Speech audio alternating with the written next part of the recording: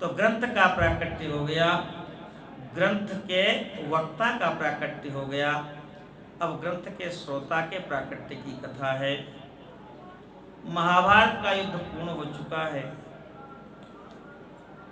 सरोवर के किनारे घायल दुर्योधन पड़ा हुआ है, कमर टूट चुकी है, कराह रहा है। और उसी समय उसका मित्र अश्वत्थामा गया और कहा, मित्रों, आज तुम जो चाहो मुझसे कहो, मैं तुम्हारी इच्छा पूर्ण करूंगा। दुर्योधन ने कहा, 5 पांडवों के सिर काट करके ले आओ। महाकाल का अभी कोटा पूर्ण नहीं हुआ था, 5 आहुतियां उसमें और पड़नी थी। विजय के खुशी में उत्सव मनाया जा रहा था पांडवों के यहाँ। सोते समय भगवान ने कहा पांडवों से कि आज तुम लोग वहां नहीं सोना जहां रोज सोते थे। भगवान तो लीलाधारी, सब पता है। तो पांडवों के शिविर में द्रौपदी के 5 पुत्र सो गए और पांडव अन्यत्र कहीं सो गए। अश्वत्थामा जो ही गया है शिविर के सामने, भगवान जो संहार के देवता है महाकाल का आवेश हुआ अश्वत्थामा के अंदर, और जा करके वह 5 पांडवों के सिर, पांडवों के बच्चों के सिर काट करके ले आया।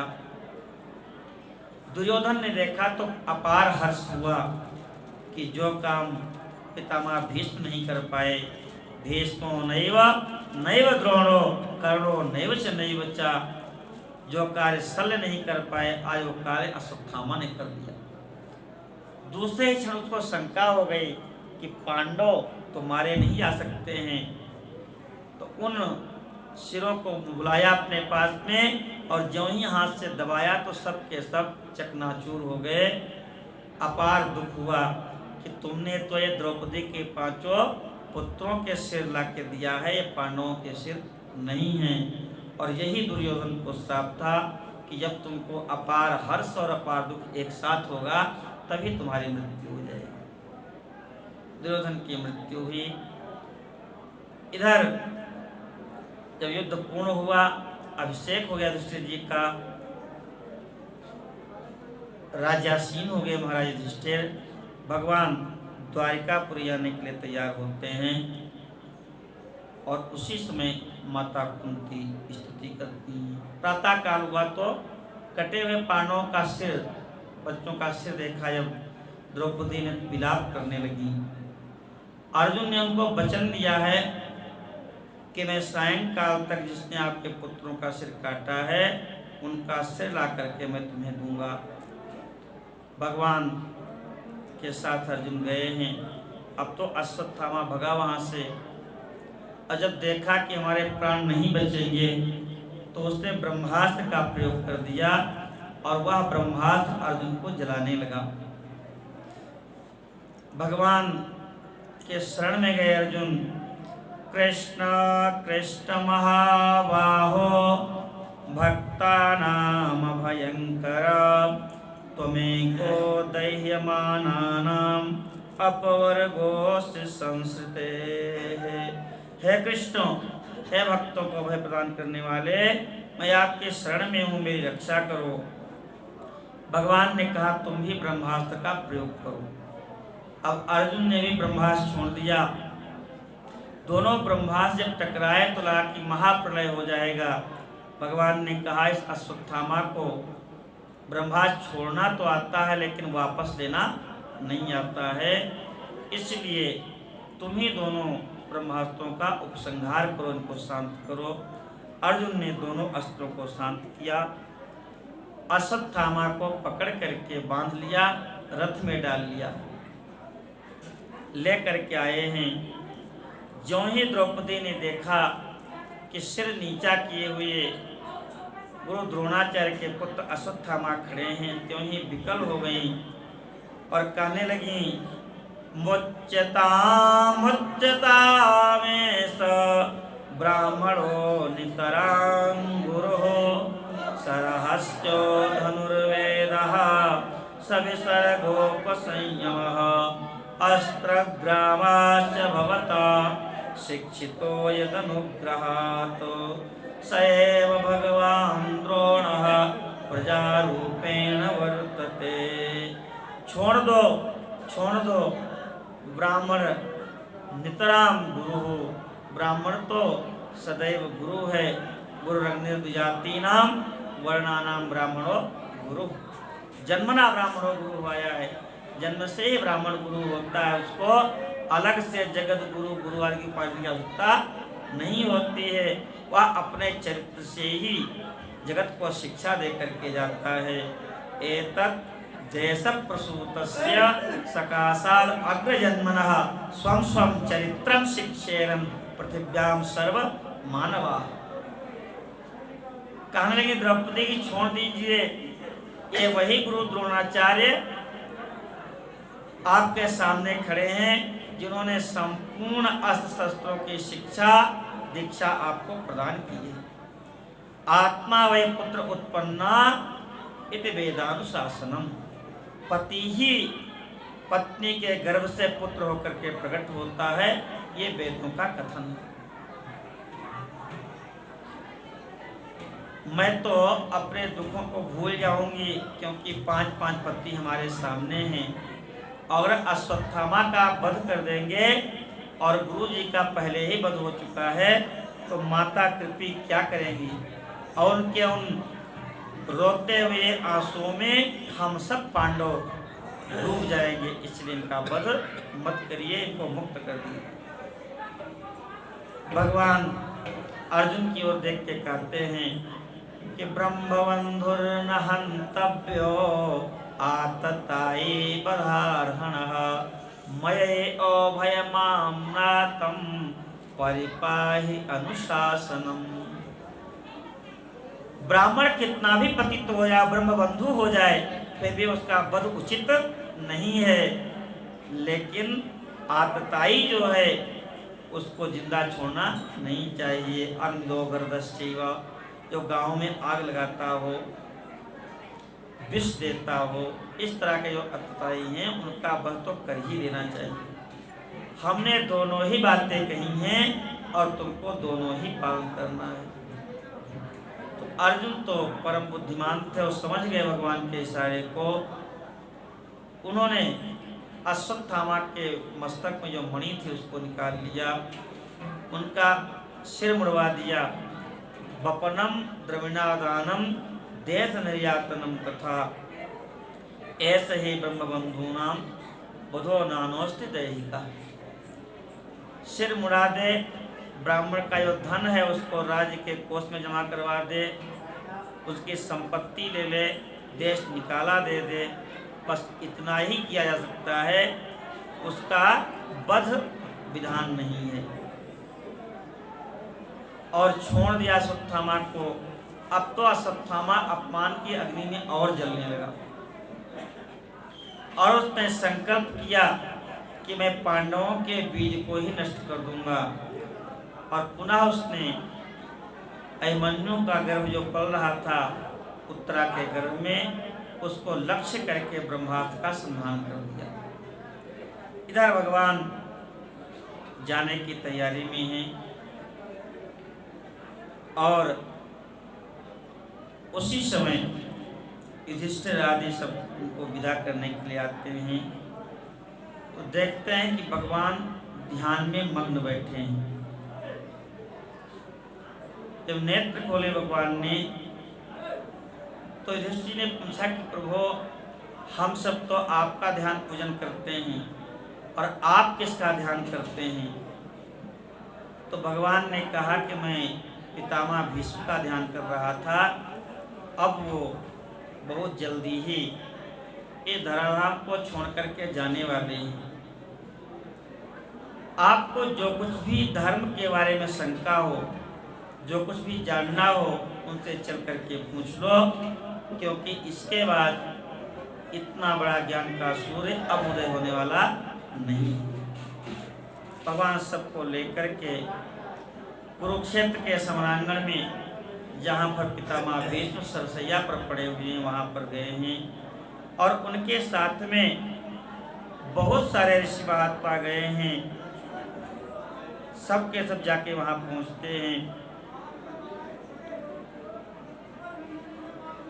भगवान को देख करके मन ही मन पितामह भीष्म स्तुति करते हैं, भगवान को प्रणाम करते हैं।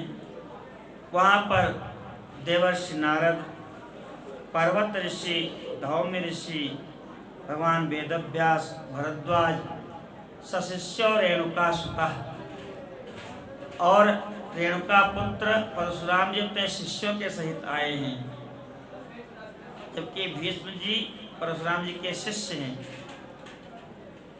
तो कितना बड़ा हृदय होता था ऋषि महर्षियों का। कहीं भी ये नहीं कि ये हमसे छोटे हैं, हम इनके मंच पर कैसे आए, हम इनकी कथा कैसे सुनी। और जबकि पितामह भीष्म ने भगवान परशुराम जी को ललकार दिया था, जब परशुराम जी ने कहा था तुम जानते नहीं हो किससे बात कर रहे हो, मैं वह परशुराम हूँ जिन्होंने 21 बार क्षत्रियों को हराया है। तो पितामह भीष्म ने कहा था कि उस समय भीष्म जैसा क्षत्रिय पैदा नहीं हुआ था। तो ऐसा होने पर भी आज भगवान परशुराम भीष्म पितामह के दर्शन के लिए, उनकी शिक्षा सुनने के लिए आए हैं। वशिष्ठ, इंद्रप्रमत्त, गौतम, अत्रि, कौशिक माने विश्वामित्र जी, सब के सब शिष्य रूपेता आज वो अपने शिष्यों के सहित आए हैं। कश्यपांगिर साधया, अंगिरा ऋषि, कश्यप ऋषि, सब के सब सबको देख करके पूजयामास धर्मज्ञों देश काल विभागविद। पितामह भीष्म ने सबका पूजन किया, लेते लेते ही मन से, भावना से पूजन किया है। और कृष्ण की पूजा कैसे किया? हृदयस्थम पूजयामासा मायोपात विग्रहम, अपने हृदय में स्थित भगवान कृष्ण की उन्होंने पूजा किया है। फिर पांडवों से कहने लगे कि बड़े कष्ट की बात है कि तुम सबने जीवन भर धर्म का पालन किया, धर्मराज ही तुम्हारा नाम है, फिर भी पूरे जीवन कष्ट पाते रहे। और देखो तो सही, जो थोड़ा भी धर्म का पालन करता है उसके लिए श्रुति कहती है कि धर्मो रक्षति रक्षितः। जिस धर्म का हम पालन करते हैं वह पालन किया हुआ धर्म ही हमारी रक्षा करता है। और यहाँ तो यत्र धर्म सुतो राजा गदा पाणिर्विकोदरः कृष्णोद्री गांडीवम चापम सोहत कृष्ण ततो विपतो। यहाँ तो स्वयं धर्मराज ही राजा हैं और हनुमान जी के छोटे भैया भीम जी वायुपुत्र वो गदा लेकर के रक्षा कर रहे हैं। जहाँ पर स्वयं अर्जुन जहाँ पर धनुष बाण लेके रक्षा कर रहे हैं, वहाँ विपत्ति कैसे आ सकती है? ये तो भगवान की लीला थी। यहाँ स्वयं साक्षात नारायण साथ में हैं। और यह सब कह कर के भगवान से कहते हैं प्रभु आप थोड़ी देर के लिए प्रतीक्षा कीजिए और मैं अपने शरीर का त्याग कर दूं। सदैव देवो भगवान प्रतीक्षताम कलेवरम यावदिदं हिनोम्यहम् प्रसन्नः सारुणलोचनोल्लसन् मुखाम्बुजो ध्यानपथश्चतुर्भुजः। भगवान का ध्यान कर रहे हैं। उसी समय युधिष्ठिर जी ने अनेक प्रश्न किए हैं और उन प्रश्नों का उत्तर दिया है। दान धर्मान, राज धर्मान, मोक्ष धर्मान विभागसः, स्त्री धर्मान, भगवत धर्मान, समासव्यासयोगतः, धर्मार्थ काम मोक्षाश्च सहोपायान यथा मुने नानाख्यानेतिहासेषु वर्णयामास तत्त्वविदो। उन सब का वर्णन और जो हम सब विष्णु सहस्त्रनाम का पाठ करते हैं ये भी उसी संवाद का हिस्सा है। अनेक रूप रूपाय विष्णुवे पृष्ठ विष्णु युधिष्ठिर उवाच किमेकं दैवतं लोके किं वाप्येकं परायणं स्तुवन्तः कं कमर्चन्तः प्राप्तिर्मानवा शुभं को धर्मः सर्वधर्माणां भवतः परमो मतः किं जपन् मुच्यते जंतुर जन्म संसार बंधन। फिर वीर जी ने भगवान के सहस्र नाम का वर्णन किया। अंत में भगवान की स्तुति करते हैं भीष्म पितामह कि हे प्रभु, अब हमारी ये बुद्धि वितृष्णा विगता तृष्णा तृष्णा रहित हो गई है। हे आदि पुरुष, अब आपके चरणों में यह बुद्धि लग जाए और ये जो भव का प्रवाह है ये शांत हो जाए। नदी मुहे तो वाहम, इस बुद्धि के द्वारा ही तो हम भटक रहे हैं। यदि ये बुद्धि निश्चय करके परमात्मा के चरणों में स्थिर हो जाए तो जन्म मृत्यु का ये भव प्रवाह है ये समाप्त हो जाए। भीष्म बाबा कहते हैं प्रभु, आपकी रूप मोहिनी में ही बुद्धि हमारी रम जाए। त्रिभुवन कमनम तमाल वर्णम रविकर गौरवराम्बरम दधाने वपुरलक कुलावृताननाब्जम विजय सखेरतिरस्तु में नवद्या। त्रिभुवन मोहिनी आपकी मूर्ति, सूर्य की किरणों को भी तिरस्कार करने वाला आपका पीतांबर और आपके काले बुराले बाल जो आपके कपोलों पर लटक रहे हैं, ऐसी इस मोहिनी मूर्ति में हमारा मन लग जाए। कहते हैं प्रभु, हम इसलिए कौरवों की तरफ से लड़ रहे थे कि कम से कम इसी बहाने जब तक जिएंगे तो आपके मुखारविंद का दर्शन करते रहेंगे। अपने भक्तों की रक्षा के लिए आप क्या नहीं करते। घोड़ों के खुरों की टाप की जो धूल होती थी, उस धूल से आपका मुख धूल दूषित हो जाता था, वस्त्र आपके उस धूल में सन जाते थे और अर्जुन तो विश्राम करने लगता था और आप उन घोड़ों को खोल के पानी पिलाते थे, उनको नहलाते थे, उनको खिलाते थे और फिर रथ को तैयार करके कहते थे अर्जुन रथ तैयार है, उस पर बैठो। ऐसे पार्थ सखे आपके चरणों में मेरी रति हो जाए। आपने अपनी प्रतिज्ञा को झूठा कर दिया और मेरी प्रतिज्ञा को सत्य कर दिया। दुर्योधन ने एक दिन कह दिया कि बाबा, आप झूठे मूठे लड़ाई का नाटक करते हो, आप केवल शरीर से हमारी तरफ हो, मन से तो पांडवों की तरफ हो। तो भीष्म पितामह जी को भी क्रोध आ गया। उन्होंने कहा कि आज मैं हरि से अस्त्र गहाइयों, आज पांडवों का वध कर दूंगा और आज इतना प्रचंड युद्ध करूंगा कि भगवान को भी अस्त्र धारण करना पड़ जाएगा। ला जाऊं आज मातु गंगा को शांतन सुतना कहियों, आज मैं हरि से अस्त्र गहाई। और इतनी बाणों की वर्षा किया कि हनुमान जी के रोम रोम में बाण बिंध गए और दहाड़ने लगे। हनुमान जी भयभीत हो गए। कौरव भगवान के रोम रोम में बाण बिंध दिया। भीष्म पितामह ने फिर भी विचलित नहीं हुए। तो भीष्म पितामह ने सोचा अब क्या करें। तो ऐसा बाण चलाया कि अर्जुन मूर्छित होकर के लुढ़क गए पीछे। अब भगवान से सहन नहीं हुआ। जो अपराध दास कर करई, तो राम रोष पावक सो जरई। इसीलिए भगवतापचार को कठिन नहीं माना गया अपने यहाँ। असह्यापचार क्या है? भागवतापचार। भक्तों का यदि अपचार हो गया तो भगवान उसको सहन नहीं करते हैं। उनका अपना अपचार हो जाए तो सहन कर लेते हैं। और भगवान रथ से कूद पड़े और रथ के पहिया को उठाया, वही सुदर्शन चक्र बन गया। पितामह भीष्म कहते हैं स्वनिगम अपहाय मत प्रतिज्ञा मत मधिकर्तुम वप्लुतो रथस्थः धृतरथ चरणोभ्ययाचलद गुर हरिरिव हन्तुमिभं गतोत्तरीयः। जैसे छलांग लगा करके कूदता है सिंह हाथी के ऊपर, ऐसे ही रथयात कूदे और आपका पीताम्बर गिर गया। सारी सेना में हाहाकार मच गया और हम शंख बजाने लगे, क्योंकि हमारी विजय तो हो चुकी थी। अब जब शंख ध्वनि सुनी भगवान ने धीरे धीरे शांत हुए कि वध हम करने जा रहे हैं। शंख भीष्म पितामह बजा रहे हैं। रथ से उतर के धनुष बाण रख दिया और भीष्म पितामह कहते हैं हमने कहा प्रभु हमारी विजय हो गई। क्यों? क्योंकि आपने अस्त्र उठा लिया। ऐसे करुणा कर आप हैं, भक्तों की प्रतिज्ञा की रक्षा के लिए आप अपनी प्रतिज्ञा को तोड़ देते हैं। इस प्रकार से दिव्य स्तुति किया और भगवान के देखते ही देखते भीष्म पितामह ने अपनी आत्म ज्योति को भगवान के चरणों में लीन कर दिया। तो पितामह भीष्म भगवान की उनका औद्योगिक संस्कार किया।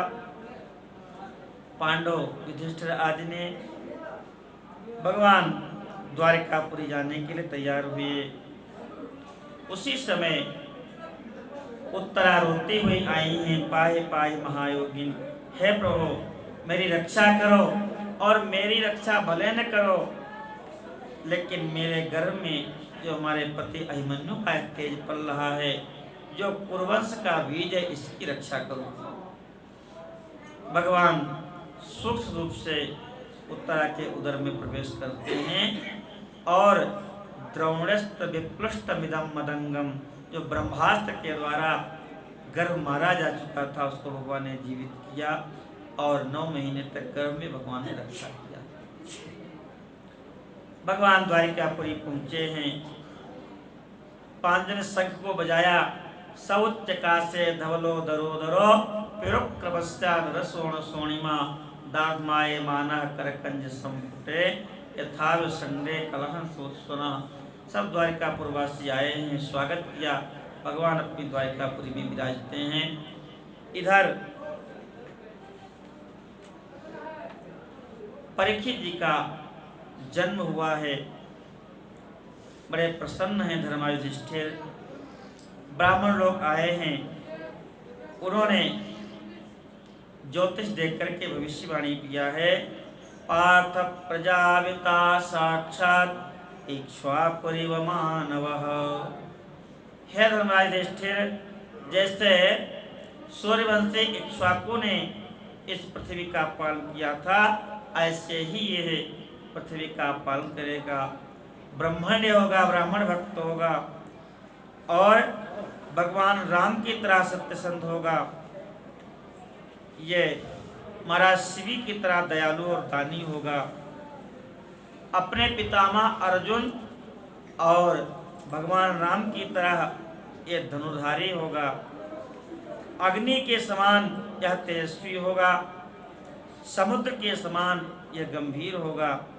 अनेक सुफलादेश किए और अंत में बताया, तक्षकाद आत्मो मृत्युम द्विपुत्रोपसर्जितात्, और तक्षक के काटने से इसकी मृत्यु होगी। इस प्रकार से उन्होंने फलादेश किया है।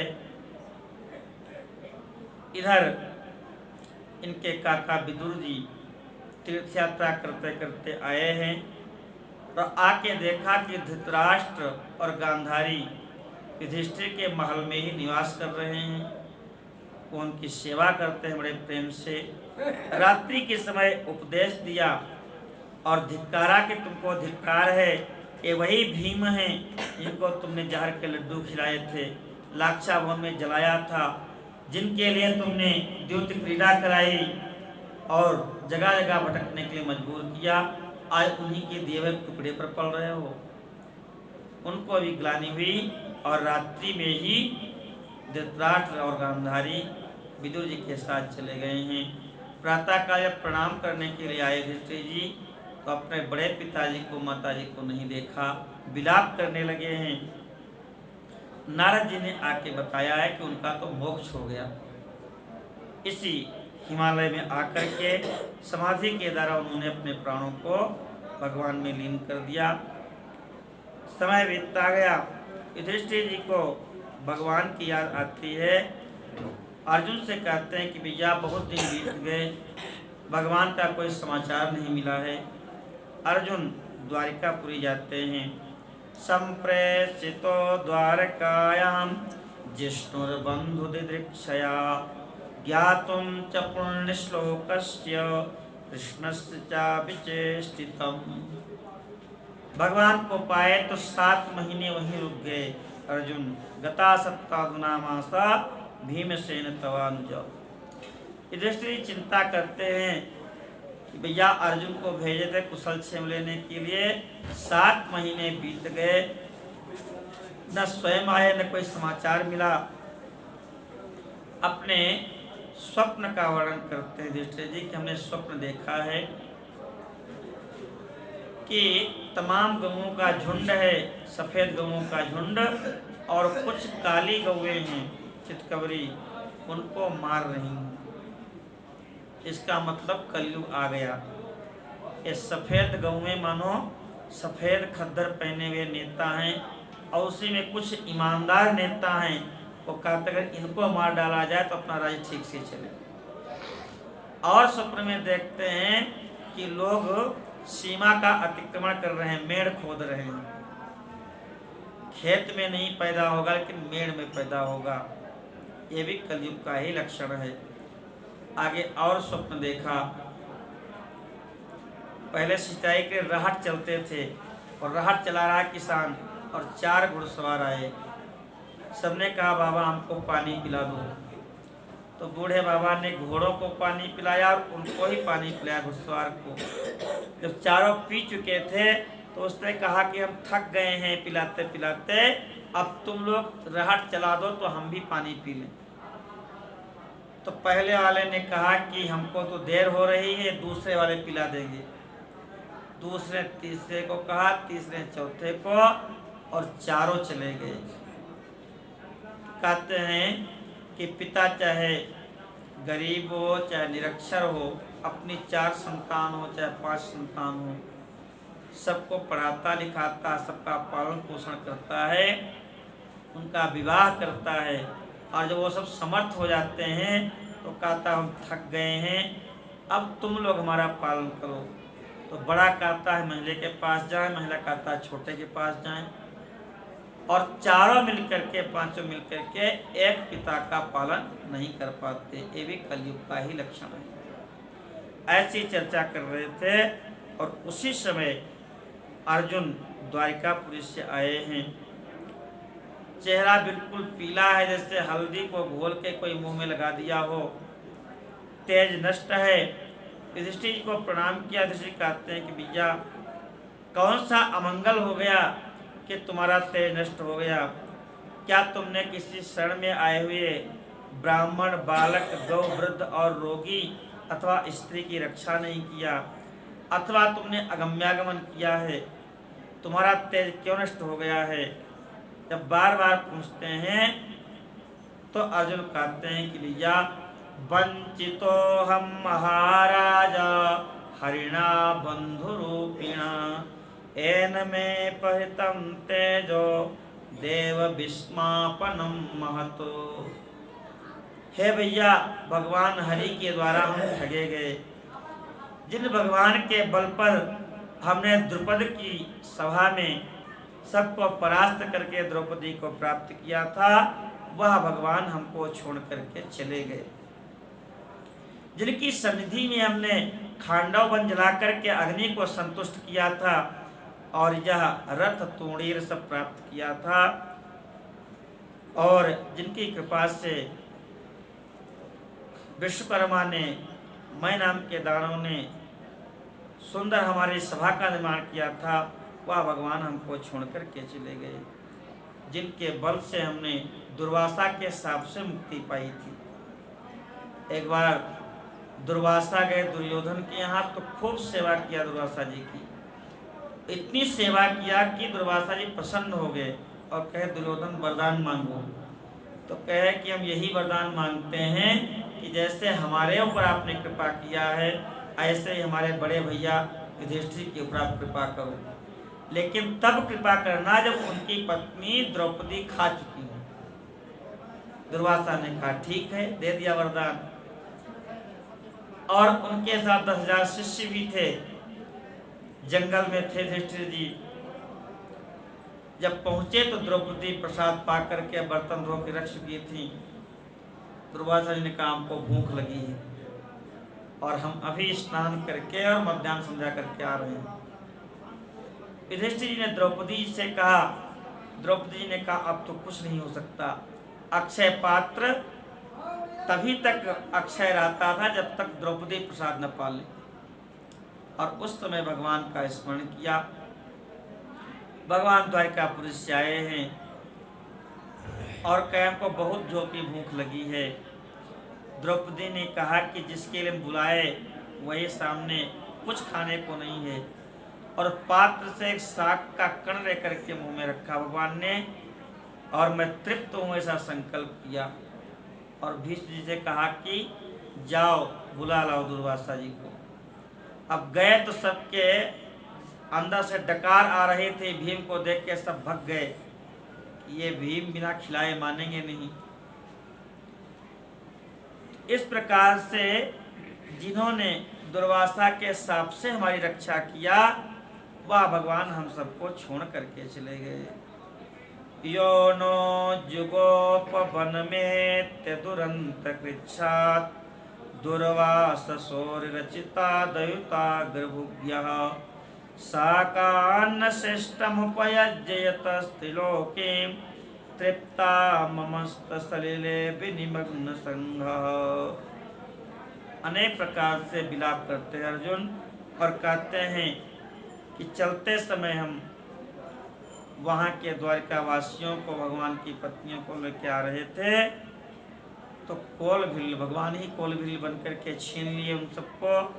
तद्वै धनुस्त इखवः शरथो हयास्ते सोहम रथे नृपतयो यतया नमन्ति सर्वं क्षणेन तदभूत सदीसरिक्तं भस्मन् हुतं कुहकराद्ध विभोक्तमूष्याम्। वह सब बल हमारा समाप्त हो गया, वही रथ था, वही धनुष था, वही मैं था, लेकिन मैं रक्षा नहीं कर सका। सारी कथा वहाँ की बताई।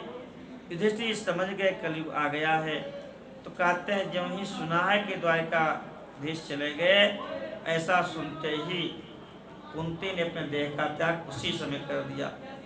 जैसे महाराज दशरथ जी ने जो ही सुना तो त्याग कर दिया शरीर का।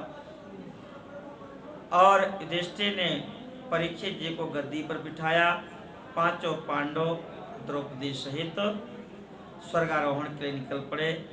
यही बद्रिकाश्रम है, हम लोग भीम को सुनते हैं, यहीं पर द्रौपदी ने अपने शरीर का त्याग किया और आनंद वन, लक्ष्मी वन, चक्र तीर्थ क्रमशः सहदेव, नकुल, अर्जुन और शतोपंथ में भीम ने अपने शरीर का त्याग किया, और युधिष्ठिर इसी शरीर से स्वर्ग को चले गए। बोलो पांचों पांडवों की जय। परीक्षित जी राज्य करने लगे। परंपरा थी दिग्विजय करने की, पांडु जी ने भी किया था, कर्ण ने किया, पांडवों ने किया। दिग्विजय के लिए निकले हैं तो जहाँ भी जाते हैं सबके सब इनको सुंदर भेंट प्रदान करते हैं और कहते हैं कि हम तो आपके वशवर्ती ही हैं, आप धर्म का पालन करते हैं और आपके चरणों में हम निष्ठा रखते हैं। सुंदर भेंट मिले, सबको जीत के आ गए। देखते क्या हैं कि एक शूद्र जो है वो डंडे से और लात से एक गऊ को पीट रहा है। इन्होंने धनुष पर बाण चढ़ाया और कहा जब तक भरतवंशी कोई भी राजा जीवित है तब तक गौ और ब्राह्मण के ऊपर कोई अत्याचार नहीं कर सकता। न ते गुड़ा के सयसोधराणाम बद्धांजलिर्वै भयमस्ति किंचित न वर्तितव्यम भवता कथंचन क्षेत्रे मदीये तुम धर्म बंधु। अब देखा परीक्षित जी क्रोधित हो गए तो वो मुकुट उतार के भगवान के चरण, परीक्षित जी के चरणों में लौट गया और कहा प्रभु क्षमा करें, हमारा राज्य चल रहा है, मैं कलयुग हूँ। परीक्षित जी ने कहा तुम्हारा भले ही राज्य हो, लेकिन जब तक हम जीवित हैं तब तक तुमको अपने राज्य के विस्तार को नहीं करना होगा, तुम कहीं कोने में बैठे रहो। तो क्या आप बता दीजिए हम कहाँ बैठे हैं? तो उन्होंने कहा कि द्योतम पानम स्त्रिया सूना, 4 जगह तुम रहो जहाँ पर जुआ होता हो, जहाँ पर लोग मदिरा पान करते हों, और जहाँ पर बाजारू स्त्रियाँ रहती हों, और जहाँ पर जीवों का वध होता हो, कसाई खाना हो। क्यों? यहाँ पर 4 प्रकार के अधर्म रहते हैं। जहाँ द्यूत होता है वहाँ झूठ होता है, जो जितना बढ़िया झूठ और छल कर ले वही सबसे बढ़िया जुआरी होता है। और जहाँ पर मदिरापान होता है वहाँ मद होता है, बुद्धि स्थिर नहीं होती, बुद्धि नशे में व्याप्त होकर के अधर्मयी हो जाती है। और जहाँ स्त्रियां हैं वहाँ काम होता है, और जहाँ पर कसाई खाना है वहाँ पर हिंसा, निष्ठुरता, निर्दयता। तो कलयुग ने कहा प्रभु ये चारों स्थान तो बड़े अपवित्र हैं, कोई सुंदर पवित्र स्थान बताइए। तो उन्होंने कहा दिया कि 5वां स्थान सुवर्ण है, सोने में निवास करो। पुनश्च यात्मानाय जातरूपम अदात प्रभु। ज्यों ही इन्होंने कहा कि सोने में निवास करो, सोने का मुकुट लगाए थे हमारे परीक्षित, वह कलयुग उसी मुकुट में बैठ गया। अब तो इनकी बुद्धि विपरीत हो गई। दोपहर का समय था, प्यास लगी थी। ये समीक ऋषि के आश्रम में पहुंच गए और ऋषि पद्मासन में बैठ के ध्यान कर रहे थे। घर परिवार छोड़ के जंगल में कुटिया में से निवास करते हैं संत, कि कुछ थोड़ा जलपान किया और बैठ के अपना भगवान का ध्यान किए, प्रपंच से मुक्त होकर के समाधि में थे। कुछ देर खड़े रहे परीक्षित, फिर विचार किया कि ये महात्मा हमारा स्वागत नहीं करना चाहते, हमको जलपान नहीं देना चाहते, इसलिए झूठे आंख बंद करके बैठ गए। इनकी परीक्षा लेनी चाहिए। तो एक मरा हुआ सांप पड़ा था, धनुष की नोक से उसको उठाया और उनके गले में लपेट दिया। समय की तो वास्तव में ध्यान में थे, उनको पता ही नहीं चला। उन्हीं के पुत्र थे ऋषिशृंग, बच्चों में खेल रहे थे। उधर से आए, देखे पिता के गले में सर्प लिपटा हुआ, तो क्रोध में आ गए और क्रोध में आकर के उन्होंने कौशिकी नदी का जल हाथ में ले लिया और क्रोध करके श्राप दे दिया। इति लंघित मर्यादम तक्षकः सप्तमे हनि दंक्ष कृष्ण कुलाहंगारम चोदितो में ततद्रुहम। जिसने अपनी मर्यादा का उल्लंघन करके मरे हुए सर्प को हमारे पिताजी के गले में लपेटा है, आज के 7वें दिन यही सर्प तक्षक बन के उसको डस लेगा। ऐसा कह करके जल छोड़ दिया। वाग वज्रम विसर्जहा, वाणी रूपी वज्र का त्याग कर दिया और उसके बाद पिता के गले में लिपट के रोने लगे। जब नेत्र खुले ऋषि के और उनको पता चला कि इन्होंने श्राप दे दिया तो बड़े दुखी हुए। कहे ऐसा धार्मिक राजा अब नहीं होगा और इस धरती पर कलयुग का अधर्म का राज्य फैल जाएगा। लेकिन जो होना था वो तो हो चुका। ब्रह्मचारियों को भेजा राजा के पास और इधर परीक्षित जी ने जब उस मुकुट को सिर से उतारा तो उनको ध्यान आया कि आज हमने ऋषि का अपमान किया है, धिक्कार है हमको, हमारे कुल में ऐसा कोई कुलांगार पैदा नहीं हुआ आज तक जो संत महात्माओं का अपमान करे, हमें तो मर जाना चाहिए। ऐसा विचार कर ही रहे थे, उसी समय वह ब्रह्मचारी आए। उन्होंने कहा राजन, आपको इस पुत्र ने श्राप दे दिया है, 7 दिन की आयु आपकी शेष है। ऐसा कह करके वो जाने लगे। अब तो परीक्षित जी बड़े प्रसन्न हुए, अच्छा हुआ मुझे दंड मिल गया, और जन्मेजय को राजा बनाया। स्वयं केस बिखेर करके और उत्तर दिशा की ओर गंगा के समीप आ गए हैं। वेदव्यास जी कहते हैं कि जिसको अपना अपना कल्याण चाहना हो वह सब गंगा का आश्रय लें। या वे लसत्से तुलसी विमिश्रा कृष्णांग्रेणुम व्यधिकाम्बुनेत्री पुनाति लोकानुभयत्र शेषान् कस्तां न सेवेत मरिष्यमाणः। औषधम जानवी तोयम वैद्यो नारायणो हरि। प्रत्येक मुमूर्षु प्राणी को भगवती गंगा का आश्रय लेना चाहिए जो भगवान के चरणों से निकली हैं। परीक्षित जी आए, उत्तर की ओर मुख करके कुशासन पर बैठ गए और उनके पीछे पीछे बड़े बड़े ऋषि महात्मा भी आए हैं। अत्रिर्वसिष्ठः च्यवनः शरद्वान् अरिष्टनेमिर्भृगुरङ्गिराश्च पराशरोगाथिसुतोत्तरामा उतत्त इंद्र प्रमथेद्मवाहौ। भरद्वाज, गौतम, पिप्पलाद, कवत्स, कुंभयोनि, अगस्त्य महर्षि, द्वैपायन, वेदव्यास, भगवान नारद भी आए हैं। अत्रि, वशिष्ठ, बड़े बड़े राजर्षि, देवर्षि, ब्रह्मर्षि सबके सब आए हैं। भगवान राजा परीक्षित ने सबको प्रणाम किया है और कहते हम धन्य हैं कि आप सबके दर्शन हुए। हमने तो बड़ा गर्ह कर्म, निंदित कर्म किया था, लेकिन आप सबकी कृपा हमारे ऊपर है, हमको कोई भय नहीं है। आप सब लोग भगवान की गाथा, भगवान की लीला हमको सुनाइए, हमको सर्प के रचने का कोई भय नहीं है।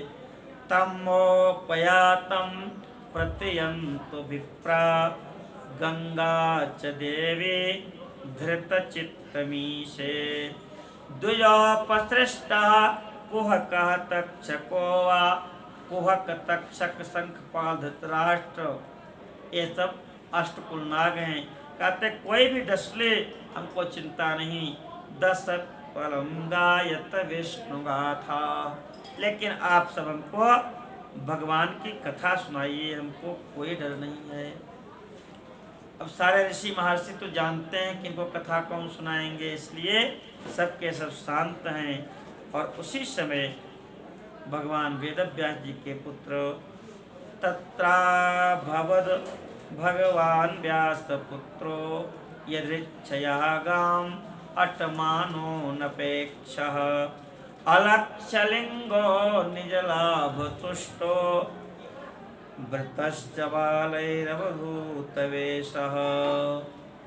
अपने स्वाभाविक गति से भ्रमण करते हुए सुखदेव भगवान वहाँ पर आ गए तो निज लाभ तुष्टः, अपने आत्मलाभ से संतुष्ट थे। बालक उनके पीछे पीछे चल रहे थे, कोई धूल फेंक रहा है, कोई कुछ कर रहा है, लेकिन उनको इससे मतलब नहीं है। तम द्वैष्ट वर्षम, 16 वर्ष की उनकी उम्र है, सुकुमार शरीर है, सुंदर शंख के समान कंठ है, पुष्ट भुजदंड है, नीलमणि भगवान सुखदेव जी आए, सबके सब जय जयकार करके अपने आसन से उठ गए हैं। सबने सम्मान किया है उनका। सविष्णुरातो तिथय आगताय तस्मै सपर्यां शिरसा जहार ततो निवृत्ता ह्यबुधा स्त्रियोर्भका महासने सोपविवेश पूजितः। उन बालकों ने देखा कि अरे इनके आने पर तो बड़े बड़े महात्मा राजा सब खड़े हो गए, तो डर करके सब भाग गए। और इधर महान विशाल आसन दिया सुखदेव भगवान को और उनके चरणों में प्रणाम करके पूजन किया है। परीक्षित जी कहते हैं आज हम सब धन्य हैं। हे ब्रह्मन, आपका नाम लेने मात्र से मंगल हो जाता है, आपका ध्यान करने मात्र से मंगल हो जाता है, और आप साक्षात प्रकट हो गए, अब तो हम सबका परम मंगल हो गया। एतां संस्मरणात् पुंसां सद्यः शुद्ध्यन्ति वै गृहा किं पुनर्दर्शनस्पर्शा पादशौचासनादिभिः सानिध्यात्ते महायोगिन पातकानि महान्त्यपि सद्यो नश्यन्ति वै पुंसां विष्णोरिव सुरेतरा। हे महायोगिन, आपके सानिध्य से, आपके दर्शन मात्र से महापातक नष्ट हो जाते हैं। भगवान की बड़ी कृपा के आपके दर्शन हुए। अब आपसे हम प्रश्न करते हैं कि जीव मात्र को क्या करना चाहिए। पुरुषस्य यत् कार्यम म्रियमाणस्य सर्वथा, और जिसकी मृत्यु निकट आ गई हो उस जीव को क्या करना चाहिए, क्या सुनना चाहिए, किसका जप करना चाहिए, और क्या नहीं करना चाहिए, ये विस्तार से आप बताओ। ऐसा प्रश्न करके प्रथम स्कंद की पूर्णता होती है। सुखदेव जी बड़े प्रसन्न हुए और कहेंगे, राजन तुम महान हो, तुमने महान प्रश्न किया है, ऐसा प्रश्न कोई सांसारिक कैसे कर सकता है। बरेया नेस्तते प्रश्न कृतो लोकहितं नृप आत्मवित्त सम्मतः पुंसाम श्रोतव्यादिषु यः परः। आपका प्रश्न जो भी आत्मवेत्ता है, जो आत्मा राम मुनि है, सबको सम्मत है, सब इस प्रश्न से प्रसन्न होंगे। हे राजन, ये जीव भगवान के अलावा सब जगह जाग रहा है, जिनके विषय में जगना चाहिए उनके विषय में सोया हुआ है, और जिनके विषय में सोना चाहिए उनके विषय में जगा हुआ है। इसी को भगवान गीता में कहते हैं कि यस्याम जागृति भूतानि सा निशा पश्यतो मुने। जिसमें सारा संसार जगता है, संत उसमें सोते हैं। स्त्री पुत्र कलत्र धन धाम इसी में सब जग रहे हैं और संत उधर सो रहे हैं। और जिसमें जीव सोते हैं तस्याम जागृति संयमी, उस पे संत लोग जगते हैं। निद्रया ह्रियते नक्तम, रात्रि सो करके बिता रहे हैं और जग गए तो स्त्री का संग करके आयु के क्षण व्यतीत कर रहे हैं। और जगने के बाद कुटुंब भरणेन वा, कैसे हमारे बेटे खाएंगे, पौत्र कैसे खाएंगे, बस इसी चिंता में लगे रहते हैं। देह अपत्य कलत्र, इसी में अपनी आत्मा को मान लेते हैं। तेषां प्रमत्तो निधनम पश्यन्नपि न पश्यति, दिन प्रति उसकी आयु क्षीण हो रही है, फिर भी वह उसको देख नहीं पाता। अपने शरीर को ही आत्मा मान ले तो भी पतन नहीं हुआ तो भी ठीक है, लेकिन शरीर के संबंध से जो हैं, शरीर तो स्वयं में घर है। भगवान शंकर कहते हैं कि देहो देवालय प्रोक्ता, ये शरीर ही घर है, देवालय है, और आत्मा रूपी देवता इसमें निवास करता है। और इस शरीर का मकान ये आश्रम, ये घर है। और इसमें कहीं अगर थोड़ी सी स्क्रैच आ जाए, थोड़ा सा दरार आ जाए, तो रात भर नींद ना आवे कि दीवार टूट रही है। तो जितना ही जड़ पदार्थों में हम अपने आप को मानने लगते हैं, उसमें अपना ममत्व कर लेते हैं, उतना ही हमारा पतन हो जाता है। सुखदेव जी कहते, राजन तस्माद् भारत सर्वात्मा भगवान ईश्वरो हरिः श्रोतव्यः कीर्तितव्यश्च स्मर्तव्यश्चेच्छता भयम्। हे भारत, भारत संबोधन इसलिए भी किया, भा माने होता है प्रकाश, भा दीप्तो धातु है।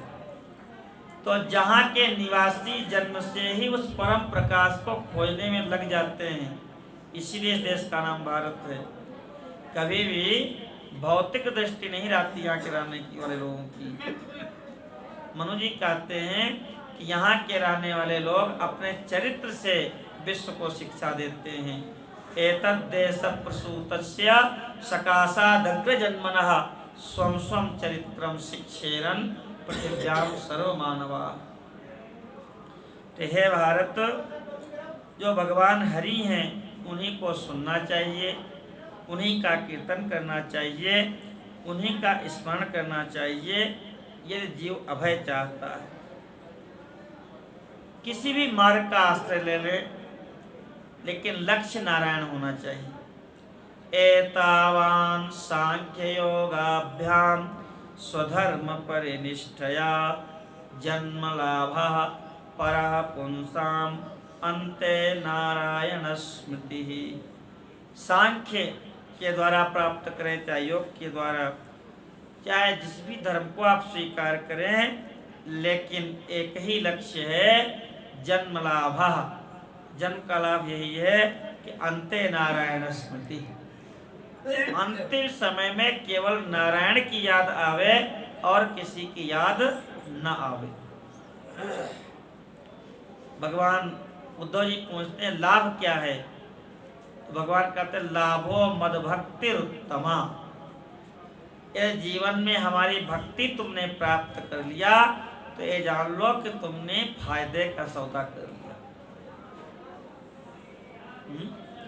तूने हीरो सो जन्म गंवायो भजन बिन बावरे, यह संसार हाट बनिया की जग सौदे को आया, और जो है चतुरो माल चौगुनो कीन्हो, मूरख मूल गंवायो भजन बिन बावरे।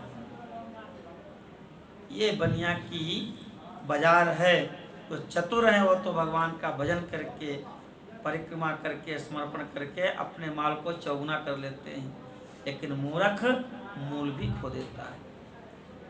लाभ की किछु हरि भगति समाना, आपके पास 2 रुपए नहीं है, न खाते में है न झोली में है, एक ही कपड़ा है शरीर पर, लेकिन हृदय में भगवान की भक्ति है तो आप सबसे फायदे में।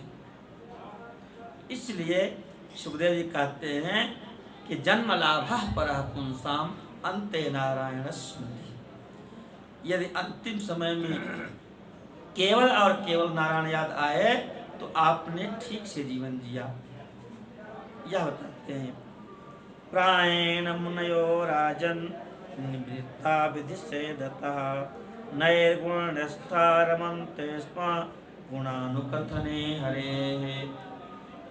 आत्माराम जो मुनि हैं वह भी भगवान की लीलाओं में रमण करते हैं, और इसीलिए हमने इस भागवत ग्रंथ को अपने पिताजी से पढ़ा था। इदं भागवतम नाम पुराणं ब्रह्म संहितं अधीतवान् द्वापरादौ पितुर्द्वैपायनादहम्, और उसी संहिता को हम आपको सुनाएंगे। सुखदेव जी ने कहा कि तुम्हारे पास तो रायन 7 दिन हैं, राजर्षि खट्वांग तो 2 मुहूर्त में ही ब्रह्म को प्राप्त कर लिए थे। भगवान को कहीं प्राप्त करने जाना नहीं है। सौप हृदय अछत अविकारी, सकल चराचर जीव दुखारी। केवल निश्चय करना है कि भगवान ही हमारे हैं और कोई हमारा नहीं हो सकता। जितासनो जितश्वासो जितसंगो जितेन्द्रियः स्थूले भगवतो रूपे मनः संधारयेत् दिया। सारे संसार का त्याग करके और गंगा का आश्रय ले और सबसे पहले आसन को जीते। कम से कम 3.5 घंटे 4 घंटे बिना हिले डुले एक आसन में बैठना सीखे, क्योंकि शरीर जब शांत हो जाता है तो धीरे धीरे मन भी शांत हो जाता है। जितासनो जितश्वासो, फिर श्वास पर नियंत्रण करे, और श्वास को जब जीत ले तो जित संगो, इंद्रियां अपने अपने गोलक से अपने विषयों की ओर जाएं, लेकिन हम दृष्टा बन के देखते रहें, उनमें रस न लें। नेत्र रूप को देख रहे हैं, चलो तुम्हारा काम है तुम देखो, लेकिन हमारा रूप से कोई लेना देना नहीं। ऐसे ही इंद्रियों के विषय से अपने को अलग रखे, जित संग हो जाए, जितेंद्रिया। और जब जित संग हो जाओगे तो इंद्रियां अपने आप जीत ली जाएंगी, वह अपने आप आपकी अनुगामिनी हो जाएंगी। और भगवान के स्थूल रूप में अपने मन को लगावे। भगवान के स्थूल रूप का वर्णन किया है, पाताल में तस्य ही पाद मूलम। पाताल लोक भगवान का चरण तल है, तलवा है। पठंत पाष्टिक प्रपदेर सातलम, और सातल जो है वो एड़ी है। महातलम विश्वजोत गुल्फो, और महातल जो है भगवान के गुल्फ हैं। तलातल भगवान के जंघा हैं, और सुतल लोक भगवान के दोनों घुटने हैं। उरुद्वयम वितलम चा तलम चा। वितल और अतल ये दोनों उरु हैं। महीतल भगवान का जघन प्रदेश है और नभ जो है वो भगवान की नाभि है, नभस्थल। जो सत्यलोक है वह भगवान का मस्तक है। इस प्रकार से भगवान के विराट रूप का वर्णन है। वयांश तद व्याकरणम विचित्रम, जो अनेक प्रकार के पशु पक्षी हैं ये भगवान की ही विचित्र कृति है। कोई लाल है, कोई पीला है, कोई काला है। मोर को देखो, सारे रंग एक ही पक्षी में। इस प्रकार से अद्भुत रचना परमात्मा की है। मनुर्मनीषा मनुजो निवासा, मनु जो है भगवान की बुद्धि है, ये मनुष्य जो है ये भगवान का निवास स्थान है। आपका जो शरीर है भगवान इसी में निवास करते हैं। गंधर्व विद्याधर चारणाप्सरा, ये सब भगवान के ही स्वरूप हैं। कहते हैं कि सर्वधि वृत्त्यनुभूत सर्व, अपनी बुद्धि को एकत्र करके और अपनी आत्मा को और भगवान के स्थूल रूप को एकाकार मान ले, तम सत्यमानंद निधिम भजेत, जो आनंद स्वरूप हैं, जो सत्य स्वरूप हैं, उन्हीं में अपनी वृत्ति को ले जाए।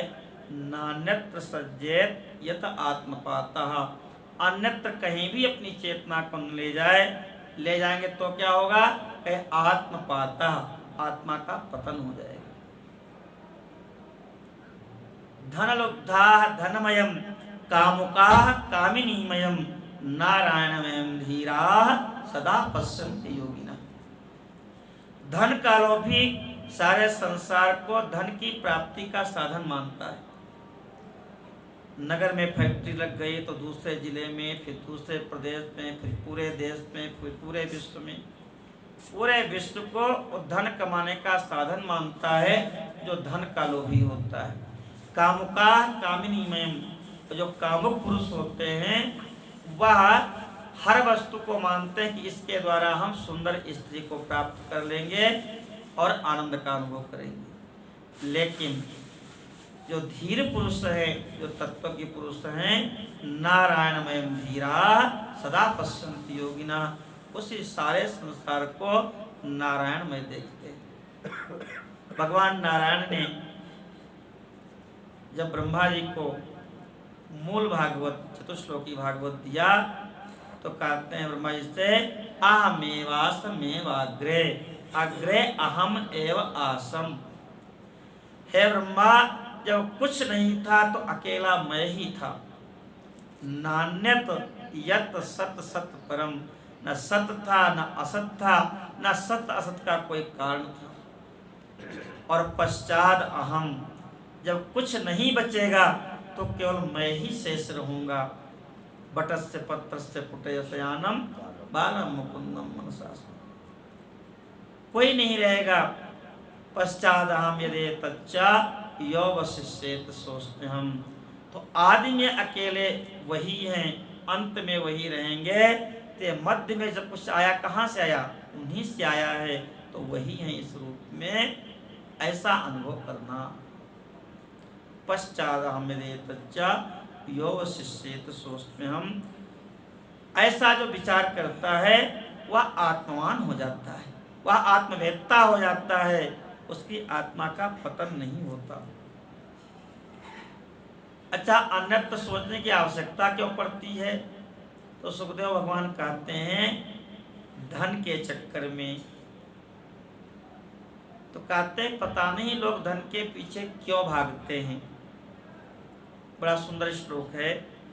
सत्याम क्षितौ किम कश्यपो प्रयासै, माँ पृथ्वी का इतना विशाल वक्षस्थल पड़ा हुआ है, उन्हीं की गोद में कहीं लेट जाए। मोटे मोटे गद्दे तोशक तकिया की क्या आवश्यकता। बाहो स्वसिद्धे ह्युपबर्हणे किम, अपनी भुजा को ही मोड़ के सिर के नीचे रख ले, तकिया की आवश्यकता नहीं है। सत्यंजलौ किम पुरुधान्य पात्र्या, कोई सोने के पात्र में भोजन करता है, कोई चांदी के पात्र में, सुखदेव भगवान कहते हैं कि ये अंजलि में जितना आ जाए उतना ही पाने का अधिकार है आपका। न पेट बढ़ेगा न बीमारी होगी। दोनों अंजलि फैला के जितना इसमें आ जाए उतने से जीवन चल जाएगा। दिग्वल कलादो सत्य किम दुफूले। जब वासना ही नहीं रही तो वसन की आवश्यकता नहीं है, वस्त्र की आवश्यकता तब तक है जब तक ये स्त्री है, ये पुरुष है और एक दूसरे के शरीर के प्रति आकर्षण है, तभी तक इस मर्यादा की आवश्यकता है। जब नारायणमय बुद्धि हो गई तो दिशाएं ही वस्त्र हो जाती हैं। चेराणि किम पथि न संति दिशंति भिक्षाम। कहे अगर लोक लज्जा के लिए चाहिए ही तो कोई फटे पुराने वस्त्र कमर में लपेट ले। और वृक्ष जो है भिक्षा प्रदान ही कर देते हैं। पहले जंगल खूब होते थे, हर समय कोई न कोई फल, किसी न किसी वृक्ष की पत्तियां खाने से संतों का काम चल जाता था। नैवांघ्रिपा परिवृता सरितोपि शुष्यन्। और पीने के लिए भगवान की बनाई हुई नदियां ही हैं, उनमें जल पी ले। रुद्धा गुहा किमजितो वतिनोपसन्नान्। और कहते हैं क्या पर्वत की गुफाएं रूंध दी गई हैं, बंद कर दी गई हैं। किसी की गुफा में चुपचाप बैठ जाए, बरसात और शीत से अपने को बचा ले। और क्या भगवान अपने शरणागतों की रक्षा नहीं करते कि मजितो वतिनोपसन्नान्। अवश्य भगवान अपने शरणागत की रक्षा करते हैं। तो कस्मात् भजन्ति कवयो धन दुर्मदान्धान्। तो लोग धन के मद में अंधे लोगों के पीछे क्यों दौड़ते हैं। आत्म का पात वहीं से होता है जब हम संसार से अपेक्षा करते हैं, और जब भगवान से अपेक्षा करते हैं तो हम आत्मवान हो जाते हैं। इस प्रकार से सुखदेव भगवान ने बताया है।